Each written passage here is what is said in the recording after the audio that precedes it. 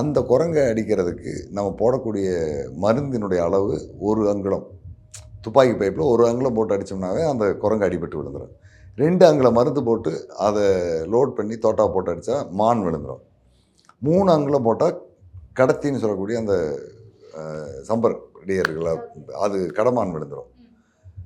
யானை அடிக்கிறதுனா 5 அங்குலம் அல்லது 6 அங்குலம் போடணும்.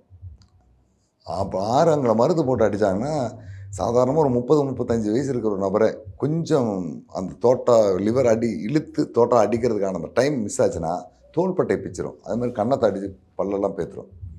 அந்த மாதிரியான சிக்கல் இருக்குது. அதெல்லாம் பிடிக்கணும்னா ஒரு 18-20 வயசு ஆயிடணும். அப்போ வீரப்பன் ஒரு 18ல் யானை அடிச்சிருக்கலாம். அப்போ அவருடைய இதெல்லாம் பேசும்போது நான் இப்போ கம்பேர் பண்ணி பார்க்கும்போது 78ல் நான் போலீஸில் மாட்டுறாங்க, ஃபாரஸ்ட் டிபார்ட்மெண்ட்டில் பிடிக்கிறாங்க. அதுக்கு 10 வருஷத்துக்கு முன்னே நான் யானையை அடிச்சிட்டேன் அப்படிங்கிறாங்க. அப்போ ஒரு 18-19ல் ஒரு முதல் யானையை கொண்டிருக்கார்.